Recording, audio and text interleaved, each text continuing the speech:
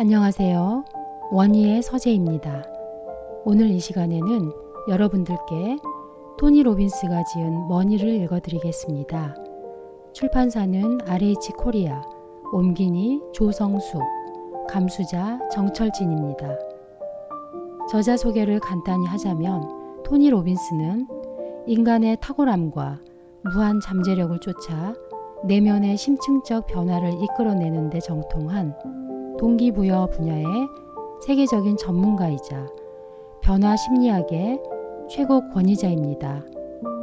세계 최고의 프로 선수, 미국 상하원 의원과 장성들, 심지어 대통령도 토니 로빈스에게 자문을 요청하고 코칭을 받는 등 독보적 지위의 라이프 및 비즈니스 전문가로 활동하고 있습니다.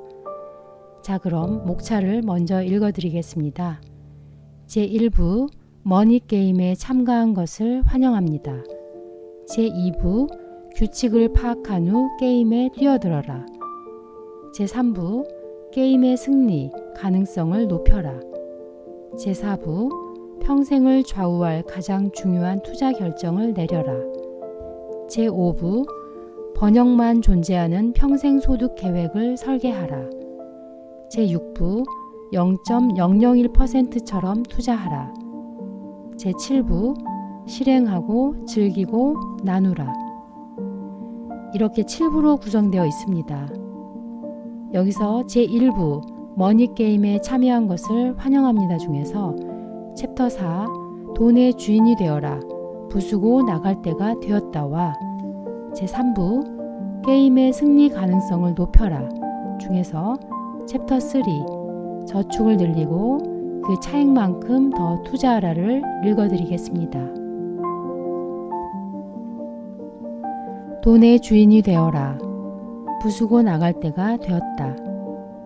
돈은 마음속의 꿈을 우리가 사는 현실로 바꾸는 수단 중 하나이다. 돈이 충분하지 않거나 돈에 쪼들리며 사는 것이 비참하다고 느낄 수 있다. 그러나 주머니 사정이 좋아진다고 모든 것이 저절로 좋아지는가? 답을 모르는 사람은 없을 것이다. 돈은 사람을 바꾸지 못한다. 돈은 우리의 진짜 본성을 극대화시킬 뿐이다. 원래부터 비열하고 이기적인 사람은 돈이 많을수록 더 비열하고 이기적으로 군다. 원래부터 감사할 줄 알고 사랑을 베풀 줄 아는 사람은 돈이 많을수록 더 감사하고 더 베푼다. 2008년 금융위기 때 어땠는지 기억해보자. 주식과 주택의 가치 수조 달러가 공기 중으로 흔적도 없이 증발했다. 몇 달 사이에 일자리 수백만 개가 사라졌다. 당신은 어땠는가? 타격을 입었는가? 당신의 가족은 얼마나 영향을 받았는가? 친구들은 어떠한가? 누군가는 두려워했고, 누군가는 분노했고, 누군가는 체념했고, 누군가는 결심했다. 이런 반응은 모두 돈에 대한 반응이 아니라 우리 자신에 대한 반응이었다. 이러한 일련의 사건들은 돈이 우리에게 진정으로 어떤 의미인지, 우리가 돈에 어떤 힘을 부여하는지 확실히 보여준 계기가 되었다. 돈이 우리를 통제하도록 허용하든가, 우리가 돈을 통제하든가 둘 중 하나이다. 당신의 돈이고 당신의 인생이다.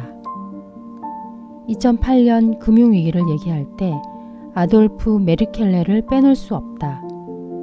2007년 그의 순자산은 120억 달러로 전 세계에서는 97번째 부자였고 독일에서는 최고 부자였다. 그는 유럽 최대 제약회사의 소유주였고 제국의 영역을 넓혀 제조업과 건설업에도 진출했다. 그는 자신의 업적을 자랑스러워했다. 한편으로 그는 투기꾼 기질도 다분했다. 2008년 메르켈레는 주식시장에 거액의 베팅을 하기로 결심했다. 그는 폭스바겐의 주가 하락을 자신하면서 공매도를 행했다. 그런데 문제가 생겼다.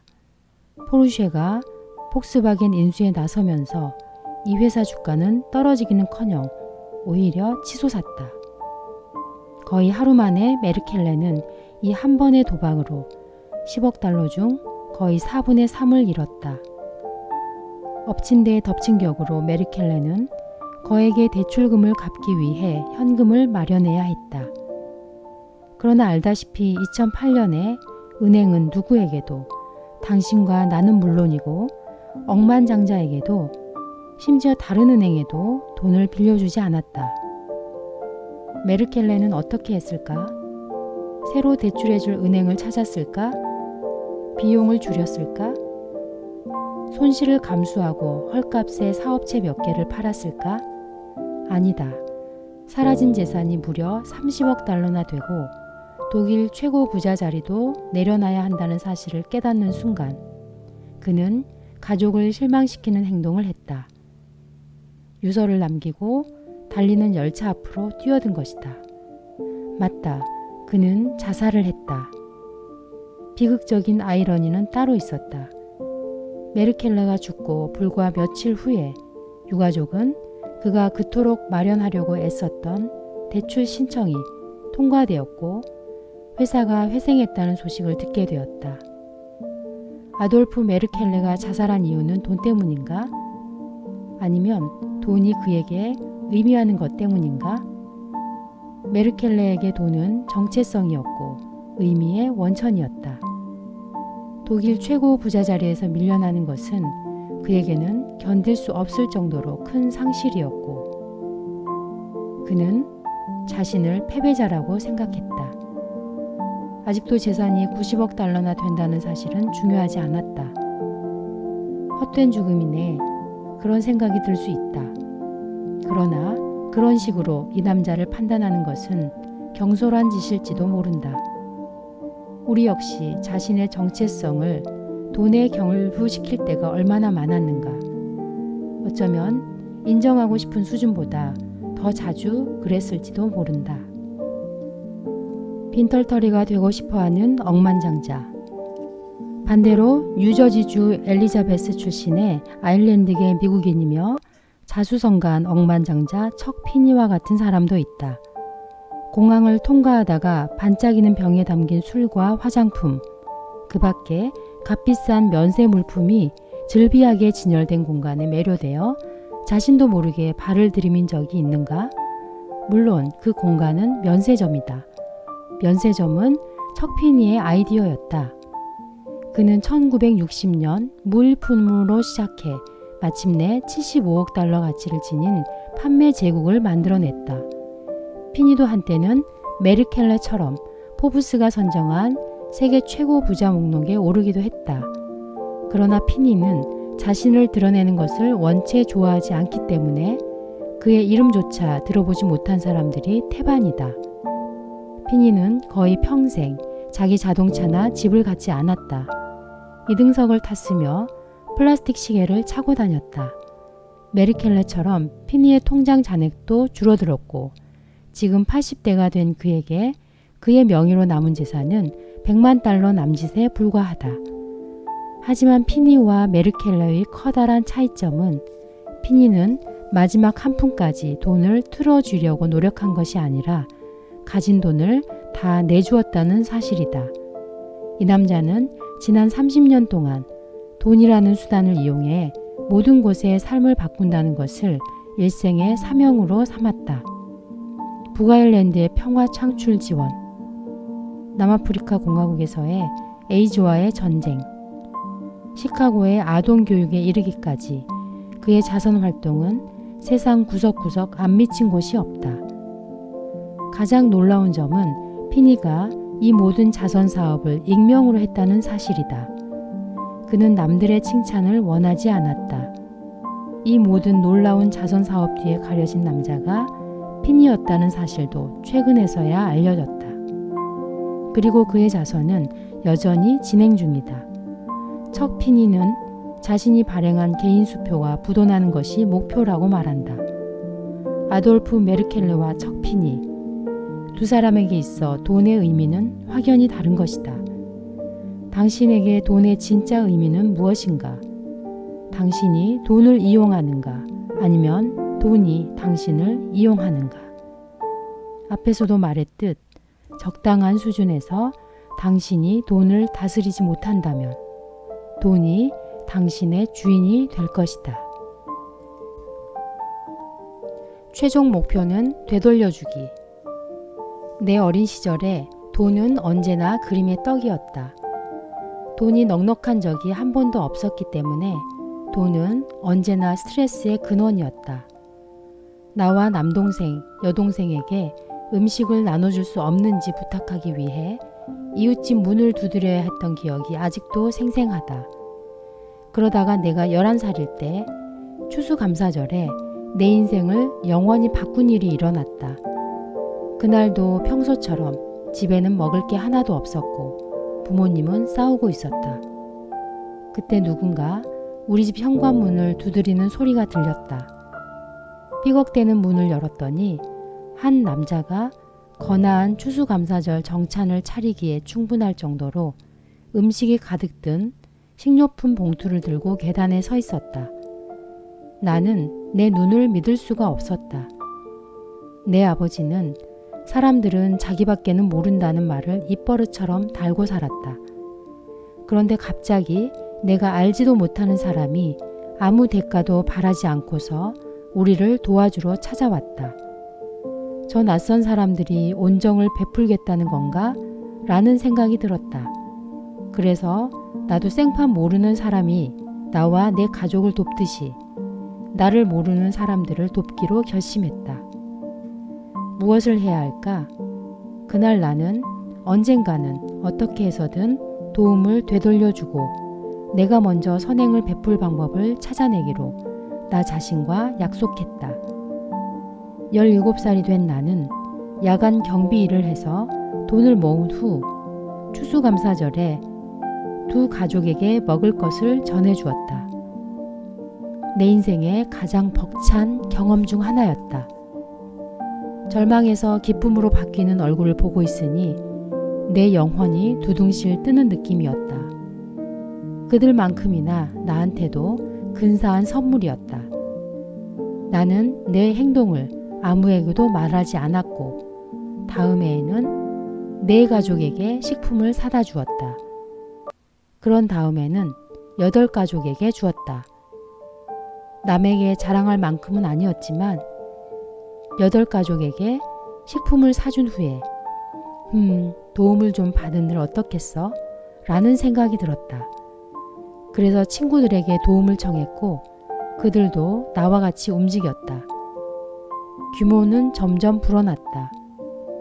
지금 내 재단은 산하의 인터내셔널 베스킷 브리게이드를 통해 매년 36개 나라에서 200만 명의 사람들에게 식량을 제공한다. 11살에 그 황홀했던 추수감사절이 없었다면 과연 내가 주는 기쁨을 알 수나 있었을까? 누군가는 그 경험을 그냥 그럴 운명이었거나 옛말로 운수대통이라고 말할지도 모른다. 나는 그 경험에서 신의 손길을 보았고 그래서 그 경험을 은총이라고 부른다.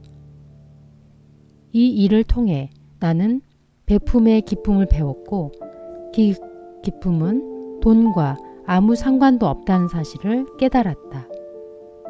돈이라는 것은 우리가 가진 단순히 재무적 니즈만이 아닌 여러 니즈를 충족시키기 위한 하나의 수단일 뿐이다. 인생의 많은 부분은 그동안 겪으며 발전시킨 신념에 의해 움직인다.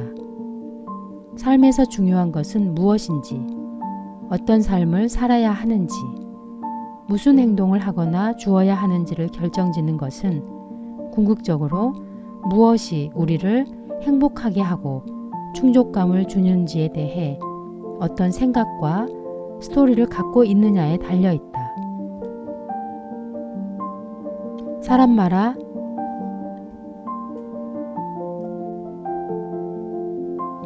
사람마다 다른 데서 행복을 얻는다. 어떤 사람은 남을 즐겁게 해주는 일에서 행복을 얻고 어떤 사람은 힘과 지배에서 행복을 찾는다. 어떤 사람은 10억 달러를 행복과 동일시한다. 어떤 사람은 신에게 가까이 다가가고 물질적인 것을 전부 내려놓을 때 행복하고 의미 있는 삶이 찾아온다고 생각한다. 또 어떤 사람은 궁극의 행복은 자유라고 생각한다. 추구하는 정서가 무엇이든 쫓는 수단이 무엇이든 지고의 행복을 무엇이라고 생각하든 이것은 전부 뇌가 인간의 6가지 니즈 중 하나 이상을 충족시키려는 시도에 불과하다. 6가지 기본적 니즈가 우리를 움직이게 한다. 이 6가지 니즈는 인간 행동의 원동력이며 어디에나 보편적으로 존재한다. 미친 짓과 훌륭한 행동 뒤에 작용하는 힘이다. 6가지 기본적 니즈는 모든 인간에게 존재하지만 이 6가지 니즈의 중요도에 어떤 순서를 매기느냐에 따라 사람마다 삶의 방향이 달라진다. 인간의 6가지 니즈를 이해하는 것이 왜 그토록 중요할까? 부를 쌓기를 원한다면 자신이 정말로 무엇을 추구하는지, 다시 말해 무엇을 위해 부를 쌓으려 하는지 알아야 한다. 확실성과 안전을 느끼기 위해 부를 원하는가? 특별하고 남다르다는 느낌을 얻기 위해 부를 쫓는가? 아니면 과거의 자신이라면 결코 하지 못했던 방식으로 타인에게 선행을 베풀고픈 공헌 정신 때문에 부를 원하는가? 다 이 이유에 대해 해당되는가? 확실성이 인생에서 가장 중요한 니즈일 때와 사랑이 가장 중요한 니즈일 때는 각기 움직이는 방향이 크게 달라져야 한다. 인간관계와 사업과 재무적 측면 모두에서 확연히 다른 식으로 행동해야 한다. 자신이 뒤쫓고 있는 것의 이면을 파헤치면 나오는 것은 결코 돈이 아니다. 당신이 뒤쫓고 있는 것은 돈을 통해 얻을 수 있다고 생각하는 것이다. 결국은 감정이다. 그리고 그 감정 밑에는 니즈가 숨어 있다. 첫 번째 니즈, 확실성과 위안. 인간의 첫 번째 니즈는 확실성을 얻으려는 욕구이다. 안전하다고 느낄 수 있도록 통제감을 얻고 다음에 닥칠 상황을 알아내고 싶어하는 니즈이다. 기본적인 위안을 얻고 고통과 스트레스를 피하며 쾌락을 만들어내려는 니즈이다. 이해가 되는가? 확실성에 대한 니즈는 우리의 생존 기제이다. 이 니즈는 우리가 직장 생활과 투자 그리고 인간관계에서 어느 정도의 위험을 기꺼이 감수할 수 있는지에 영향을 끼친다. 확실성에 대한 니즈가 높을수록 기꺼이 감수하거나 감정적으로 버틸 수 있는 위험의 크기는 줄어든다. 덧붙여 말하면 개개인의 진정한 위험 감수 수준은 이 니즈에서 비롯된다. 그러면 언제나 완전한 확실성을 얻을 수 있다면 어떨까? 무슨 일이 언제 어떻게 벌어질지 다 알고 있다면 사람들이 말을 꺼내기도 전에 무슨 말이 나올지 알 수 있다고 치자. 어떤 느낌이 들까? 처음에는 자신이 아주 특출난 사람이라는 느낌이 들지만 그 느낌이 계속 유지될까? 따분해서 미칠 지경이 될 것이다. 두 번째 니즈, 불확실성과 다양성. 그래서 신은 인간에게 두 번째 니즈인 불확실성을 내려주셨다. 우리 인간은 다양성을 필요로 한다. 예상 외의 사건을 필요로 한다. 한 가지 질문이 있다. 돌발 사건을 좋아하는가? 예, 라고 답한다면 스스로를 속이고 있는 것이다. 당신은 마음에 드는 범위 내의 돌발 사건을 원할 뿐이다. 문제거리가 될 수준의 돌발 사건은 원하지 않는다. 그럼에도 인생의 근육을 기르기 위해서는 돌발 사건이 필요하다. 저항하면서 밀어내야 할 무언가가 없으면 근육도 인격도 자라지 못한다. 세 번째 니즈, 남다름. 인간의 세 번째 기본 욕구이며 아돌프 메르켈레를 움직인 니즈는 남다름이다. 우리 모두는 중요하고 특별하고 남다르고 필요한 사람이라는 느낌을 원한다. 사람들은 의미를 어떻게 얻는가? 누군가는 10억 달러를 버는 데서 또는 여러 개의 박사학위나 석사학위로 자신을 차별화하는 데서 남다름을 얻는다. 누군가는 엄청난 수의 트위터 팔로워를 확보하는 데서 남다름을 얻는다. 누군가는 리얼리티 데이트 방송 프로그램인 더 배첼러에 출연하거나 드라마 오렌지 카운티의 진짜 주부들에 출연하기도 한다. 누군가는 전신에 심지어는 남들이 딱히 알고 싶어 하지 않는 부위에 문신이나 피어싱을 해 남다름을 얻는다. 혹은 누구보다도 골칫거리가 존재가 되는 데서 남다르다는 느낌을 얻는 사람도 있다. 물론 영적인 사람이 되는 데서 남다름을 얻기도 한다. 안타까운 일이지만 가장 빠르게 남다른 존재가 되는 방법은 폭력이다. 어떤 사람이 당신의 머리에 총구를 들이댄다면 그 즉시 그 사람은 당신 인생에서 가장 남다른 무언가가 된다.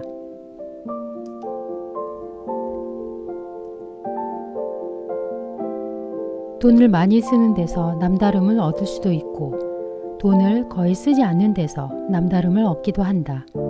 물건을 헐값에 산 것을 자랑거리로 삼는 사람이 있는가 하면 소똥거름과 햇빛으로 난방을 하는 자신을 특별하게 여기는 사람도 있다. 재산이 많은데도 드러내지 않는 것에서 남다름을 얻는 사람도 있다. 월마트의 창업자이며 한때 미국 최고 부자였던 고 샘 월트는 아칸소주 벤턴빌을 돌아다닐 때는 벤틀리가 필요 없다는 사실을 보여주기라도 하듯 낡은 픽업 트럭을 몰고 다녔다. 하지만 그에게는 언제든 대기 중인 개인 전용기가 있었다. 남다르게 보이는 것은 많은 이익을 남기는 상품이기도 한데 내 친구 스티브 위는 이 남다름을 이용해 큰 돈을 벌었다. 오늘날의 라스베이거스 풍광을 이룬 주인공인 위는 사람들이 최고라고 생각하는 것, 특별하고 독특하고 중요한 사람처럼 보이게 해주는 것, 그리고 군중 속에서 두드러져 보이게 해주는 것에는 아낌없이 돈을 쓴다는 사실을 잘 안다. 위는 자신의 호텔과 카지노 고객에게 상상 그 이상의 배타적이고 세상 어디에서도 찾기 힘든 엄청난 화려한 경험을 선사한다. 그가 소유한 XS라는 이름의 나이트클럽은 라스베이거스 최고의 인기 장소이다. 그곳에 들어가면 평범한 샴페인 한 잔을 $700에 사는 특권을 얻을 수 있고 차원을 조금 높여 자신이 진정한 도락가임을 알리고 싶은 사람은 아주 비싼 빈티지 꼬냑과 신선한 오렌지 주스로 만들고 화이트 골드 목걸이도 선물로 나오는 $10,000,000짜리 오노 칵테일을 주문하면 된다. 이 칵테일이 테이블에 놓이는 순간 폭죽도 함께 터지는데 그러면 클럽 안의 모든 사람들은 당신이 남다르다는 사실을 알게 된다. 네 번째 니즈, 사랑과 연결. 네 번째 기본적 니즈는 사랑과 연결이다. 사랑은 삶의 산소이며 우리 모두가 가장 필요로 하고 원하는 것이다. 우리는 사랑에 푹 빠질 때는 삶의 활력을 느끼지만 사랑을 잃으면 그 고통이 너무 커서 대다수는 사람과의 연결, 즉 사랑의 잔재를 정리해버린다.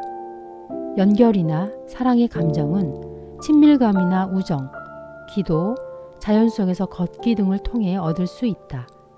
이도저도 다 소용없으면 강아지를 입양하기도 한다. 처음에 네 가지 니즈를 나는 인격이 원하는 니즈라고 부른다.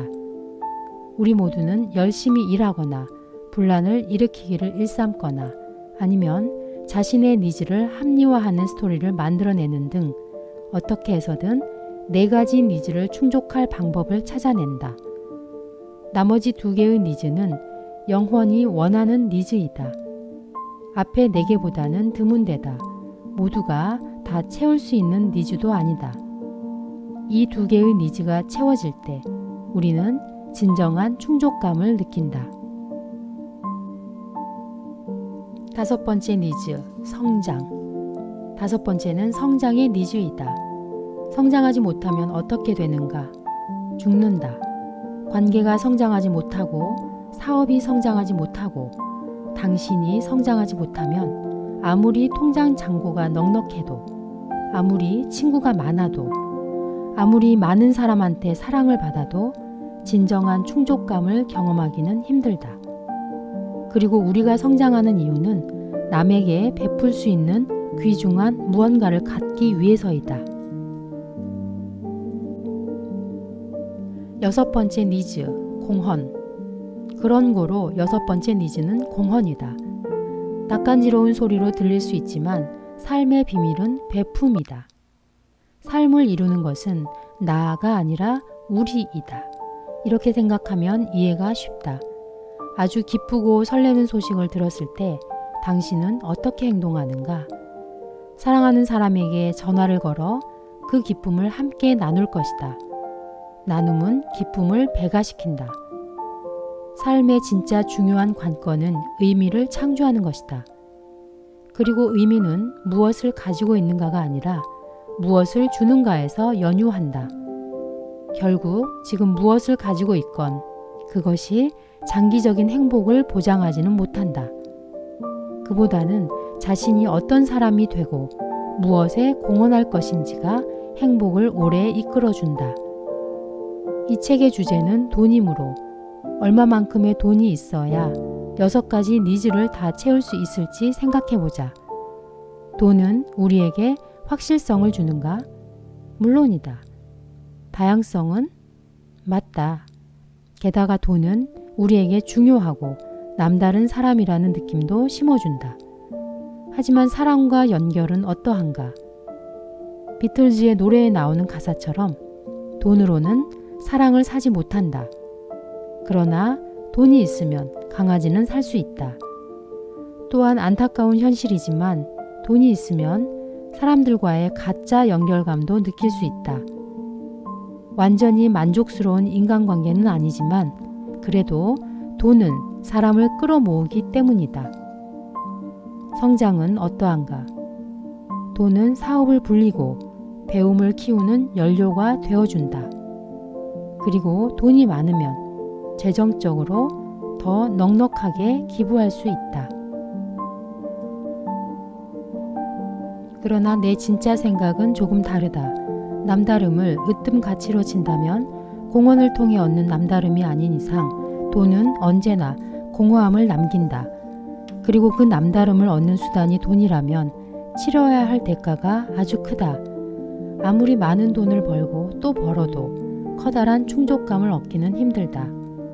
인생에서 가장 큰 남다름은 외적인 것이 아니라 내적인 것에서 나온다. 그것은 스스로에 대한 자부심에서 나온다. 남들한테서 아름답다, 똑똑하다, 현명하다, 최고라고 찬사를 들어도 아니면 지구상에서 가장 끔찍한 인간이라는 비난을 들어도 결국 중요한 것은 스스로가 자신을 어떻게 생각하는가이다. 믿건 믿지 않건 우리는 스스럼 없이 또는 최대치라고 생각했던 수준보다도 더 많이 움직이고 나눠주기 위해 마음 깊숙한 곳에서 스스로를 계속 성장시키고 있고 채찍질하고 있다. 성장과 나눔보다 더 의미 있고 남다른 것은 없다. 돈은 6가지 기본 니즈 중 여러 가지를 채워줄 수 있는 훌륭한 수단이지만 유일한 수단은 아니다. 돈을 추구한다면 어떤 이유에서 돈을 추구하는 것인지 잊어서는 안 된다. 특별한 인생이 되기 위해서는 무언가 감정적이고 심리적인 욕구 아래에 숨어있는 니즈를 충족시켜야 한다. 우주 비행사들이 달 표면을 걷기까지 어떤 여정을 지나왔을지 상상해보자. 우주 비행을 꿈꾸던 작은 아이가 있었다. 마침내 어른이 된 버즈 월드린과 닐 암스트롱은 달 표면에 발을 내디뎠고 뒤를 돌아보니 사진으로만 봤던 행성 지구의 장엄한 모습이 눈앞에 펼쳐졌다. 두 사람은 인류 역사상 최초로 달 위를 걸었다. 믿을 수 없을 정도로 남다른 인생이 아닌가? 그 후의 여행은 어떠했을까? 색종이 테이프가 흩날리고 퍼레이드가 펼쳐진다. 대통령과 악수를 나눈다. 둘은 영웅이 되었다. 그리고 그 후는 달 표면을 걸었고 그때 나이가 고작 39살이라면 그 다음에는 무엇을 해야 하는가? 우주비행사들의 역사를 공부했거나 그들의 전기를 읽은 사람은 그들 중 상당수가 극심한 우울증에 시달린다는 사실을 알게 된다. 왜인가?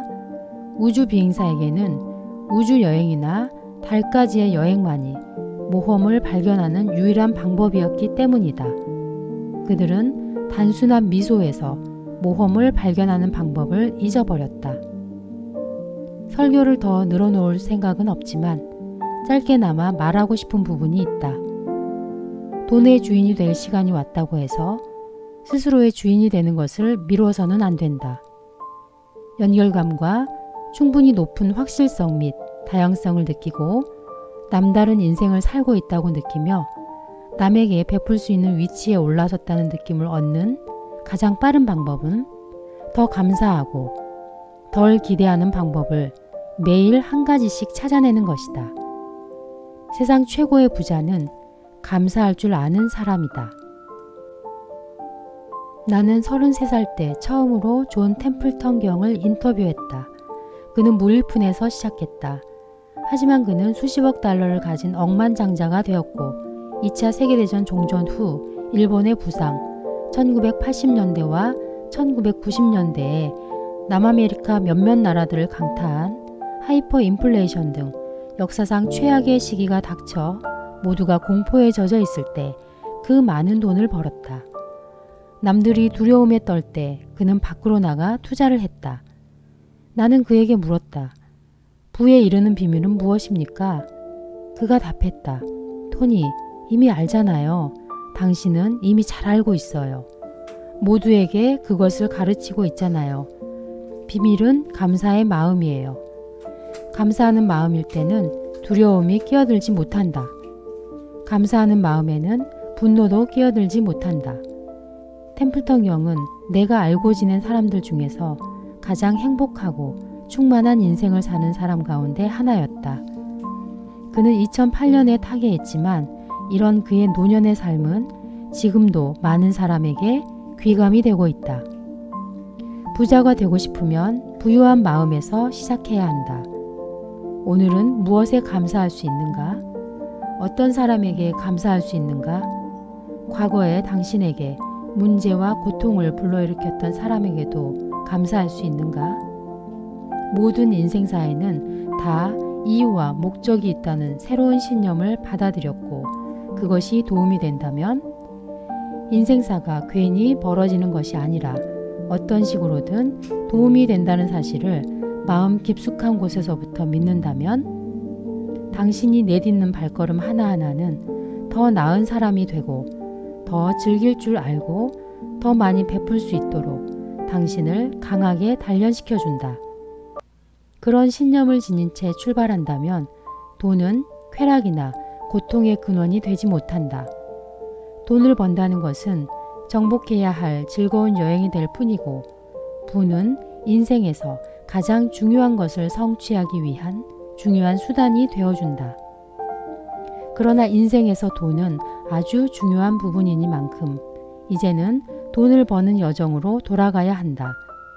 이번 장을 읽고 마음이 움직였을지라도 당신이 재무적 여행을 하면서 만나게 될 사람들이 전부 성장과 공헌이라는 자애로운 마음을 가졌을 거라고는 보장할 수 없다.